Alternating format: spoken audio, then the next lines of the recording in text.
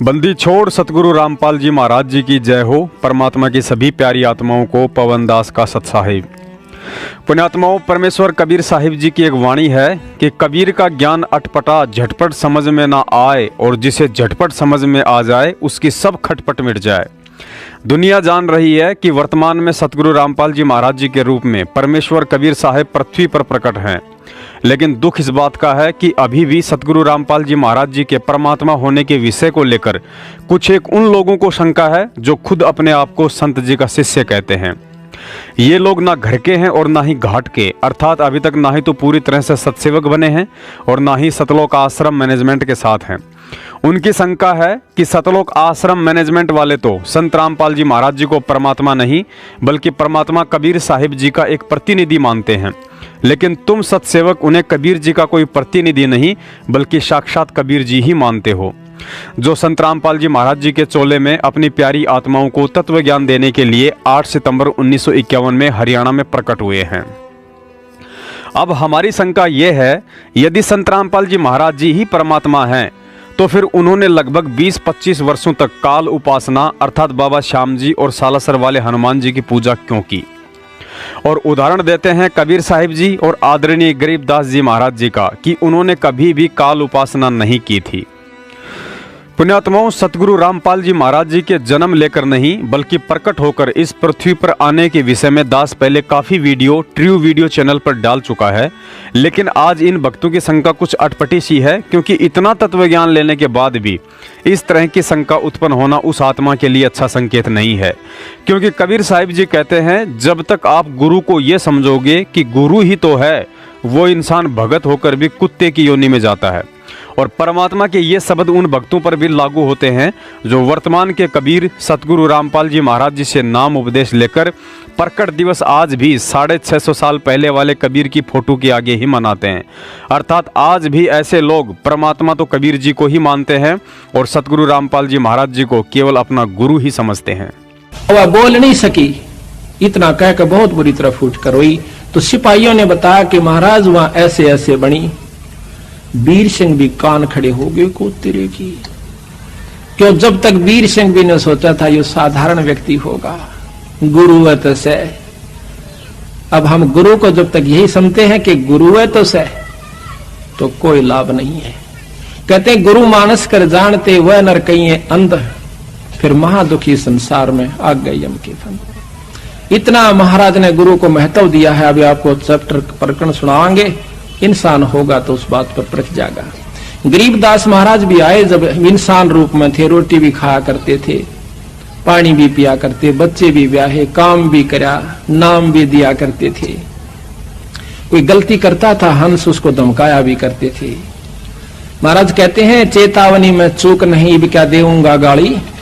इतना बड़ा ग्रंथ लिखकर गरीबदास आखिर में कहते हैं, बंदी छोड़ के चेतावनी में तो कसर ना छोड़ी, गाड़ दूं तेरे को जब तेरे इतनी समझ में नहीं आली।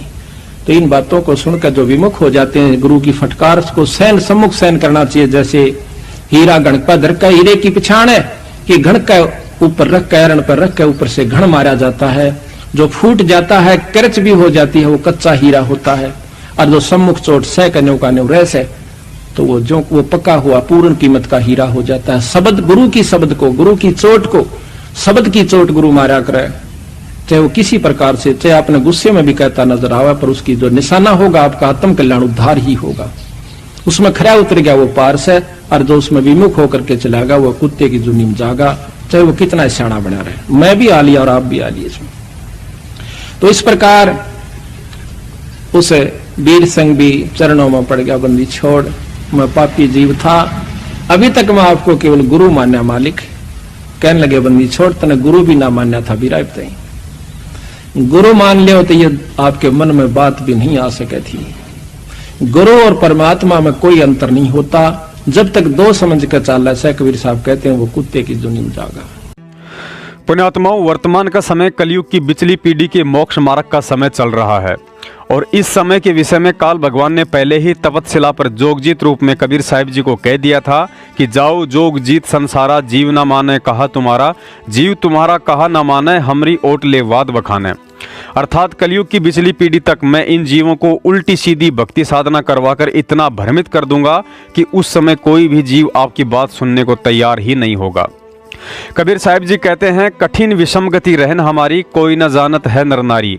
अर्थात मैं अपनी आत्माओं को किस विधि और सोच छल छिद्र करके उन्हें काल जाल से मुक्त करवाता हूँ, उसके विषय में यहाँ के जीव तो क्या खुद काल भी नहीं समझ सकता है। जो पुण्यात्माएं परमात्मा की चाहत में जन्म से ही ब्रह्मा विष्णु महेश जी के कट्टर पुजारी हैं या अन्य देवी देवताओं की साधना को ही उत्तम मानकर दिलो जान से समर्पित हैं, अपनी उन आत्माओं से काल साधना छुड़वाने के लिए परमात्मा को यदि स्वयं भी काल पुजारी बनने की लीला करनी पड़े तो वे जरूर करते हैं। पुण्यात्माओं, यहाँ एक विशेष बात है जो ध्यान में रखनी है। पृथ्वी लोक पर कर्म केवल 84 लाख योनियों में अकेले मनुष्य पर ही लागू होते हैं। उदाहरण के लिए, यदि एक व्यक्ति की मौत किसी जानवर के काटने या हमला करने से हो जाती है तो उस पशु या पक्षी पर उस हत्या का कर्म लागू नहीं होता है। अर्थात ना ही तो उसके ऊपर मुकदमा चलता है और ना ही उसे उम्र कैद या फांसी की सजा सुनाई जाती है और ना ही उस मौत के लिए उसे यमराज दंड देता है, क्योंकि पशु योनि कर्म योनि नहीं बल्कि भोग योनि है जो अपने प्रारब्ध के कर्म को भोग रहे होते हैं। अतः यहाँ विचार करने की बात है, जब मनुष्यों को छोड़कर पशु पक्षी पर भी कर्म लागू नहीं होते हैं तो भला उस पूर्ण परमात्मा सतगुरु रामपाल जी महाराज जी पर काल पूजा का कर्म कैसे लागू हो सकता है। अब आपको बताते हैं, उस कबीर परमेश्वर ने सतगुरु रामपाल जी महाराज जी के चोले में लगभग 20-25 वर्षों तक काल पूजा की लीला क्यों की। जैसा कि आपको ऊपर बताया गया है कि बहुत सी आत्माएं ऐसी हैं जो कट्टर काल पुजारी होती हैं और जब उन आत्माओं को इस सच्चे मोक्ष मार्ग का पता चलता है तो वे अंदर से टूट जाती हैं और सोचती हैं कि भले ही आज परमात्मा पृथ्वी पर जीवों का उद्धार करने के लिए आए हुए हैं, लेकिन मेरा उद्धार कैसे संभव है, क्योंकि मैंने तो अपने जीवन के 50, 60 या 70 वर्ष काल उपासना और अन्य नकली पंथों में बर्बाद कर दिए हैं। पुण्यात्माओं, अपनी उन्हीं प्यारी आत्माओं को आत्मिक दृढ़ता और काल उपासना से छुटकारा दिलाने के लिए सतगुरु रामपाल जी महाराज जी के चोले में कबीर परमात्मा ने एक लंबे समय तक काल पूजा की लीला की थी। क्योंकि जब उन आत्माओं को सत्संगों के माध्यम से पता चलेगा कि खुद संत रामपाल जी महाराज जी ने भी 25 साल तक हनुमान जी की पूजा की और यदि आज परमात्मा कबीर साहिब जी उन पर भी मेहरबान होकर उन्हें सतगुरु का दर्जा देकर पूरी पृथ्वी के जीवों का मोक्ष करने की पावर दे सकते हैं, तो भला हम तो जीव हैं, यदि आज से ही इन काल पूजाओं को त्याग कर उनकी शरण ग्रहण कर लें तो निश्चय ही हमारे आत्म कल्याण अर्थात मोक्ष में कोई धोखा नहीं होगा। और एक दिन जब उन आत्माओं को पता चलेगा कि ये तो स्वयं ही कबीर परमात्मा है तो उसके बाद उनकी खुशी का कोई ठिकाना ही नहीं रहेगा। पुण्यात्माओं, परमात्मा ने तो मुस्लिम वेशभूषा वाले जिंदा महात्मा का रोल भी किया था, लेकिन ऐसा करने से वे मुसलमान नहीं बन जाते हैं। परमात्मा ने तो आदरणीय नानक जी को अपनी शरण में लेने के लिए जिंदा महात्मा के रूप में उनसे कहा था कि हे ज्ञानी महापुरुष, मुझे भी अपना शिष्य बना लो और ज्ञान प्रदान करो। और इसी लीला के चलते कुछ ही समय में उन्होंने नानक जी को भी अपने लपेटे में ले लिया। परमात्मा ने तो काशी में सुबह सुबह 4 बजे एक 2 वर्ष के बच्चे का रूप बनाकर रामानंद जी की ठोकर खाकर अपने गले में वैष्णव कंठी माला भी पहनी थी, लेकिन ऐसा करने से वे कोई विष्णु उपासक नहीं बन गए थे। परमात्मा कबीर जी ने तो विष्णु उपासक बनकर अर्थात गले में कंठी माला, तिलक और टोपी पहनकर एक शिष्य की भूमिका में आदरणीय रामानंद जी के साथ गोरखनाथ को अपनी शरण में लेने के लिए उनके साथ ज्ञान गोष्ठी भी की थी। तो क्या माथे पर तिलक और गले में कंठी माला धारण करने से कबीर जी विष्णु उपासक बन गए थे? परमात्मा ने तो नरसिंह जी से 56 करोड़ की संपत्ति का दान करवाने के लिए स्वयं नरसिंह जी का रूप धारण किया था, लेकिन ऐसा करने से वे नरसिंह जी की तरह एक सामान्य व्यक्ति नहीं बन गए थे। पुण्यात्माओं, परमात्मा तो स्वयं जगत गुरु है, वह तो किसी का भी चेला नहीं बन सकता है, लेकिन 650 साल पहले उन्होंने हम जड़मती जीवों को तत्व ज्ञान देने के लिए काशी में स्वामी रामानंद जी का और आज स्वामी रामदेवानंद जी का चेला बनने की लीला की। कबीर परमेश्वर ने रामानंद जी से कहा कि आप मेरे गुरु बनो, और इस काल ने हमसे एक वचन लिया हुआ है कि कलयुग में तुम कितने ही प्राणी ले जाना। और अब ये क्या समस्या आएगी कि इस काल ने कहा है कि मैं नकली संत भेजूंगा और वो नकली नाम देंगे, ऊट पटांग, और सतलोक की महिमा बताएंगे। सचखंड सतलोक तो नीचे बात नहीं करेंगे, और नाम सारे काल के होंगे। तो फिर वो मेरे अब पे मेरे मुंह में समाओगे, यही रह जाएंगे। तो रामानंद जी से परमात्मा ने खुल के वार्ता की, सारा समझाया कि तू मेरी बात मान जा। रामानंद जी विद्वान ब्राह्मण थे, नेक आत्मा थे। वो समझे थे मुझे पाप लगेगा, भगवान का गुरु कैसे बनूं। आंखों में पानी चल पड़ा, रोने लगे कि भगवान मुझसे ऐसा नहीं होगा, आपकी आज्ञा का उल्लंघन करना भी मुझे पाप लगेगा, और एक भगवान का मैं गुरु बनूं, मैं नरक में जाऊंगा, भगवान मुझे माफ कर दो।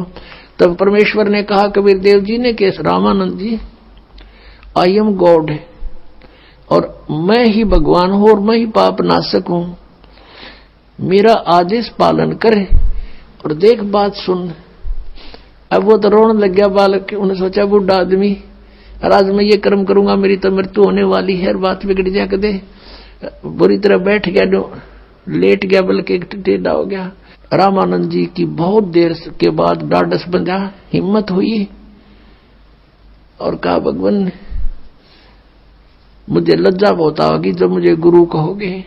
स्वामी जी आप मेरी तरफ देखो, और ये आपके भाई बहन या काल के जाल में भयंकर रूप से भयंकर कष्ट उठा रहे हैं, और इनकी तरफ देखो, मेरी आज्ञा का पालन करो। तब रामानंद जी ने स्वीकार कर लिया कि जो आज्ञा आपकी होगी वही करूंगा। सतगुरु रामपाल जी महाराज जी ने बताया, यदि आपके पास परमात्मा का यथार्थ ज्ञान और मंत्र हैं तो फिर भक्ति मार्ग में लाल या गेरुए कपड़ों का कोई रोल नहीं होता है।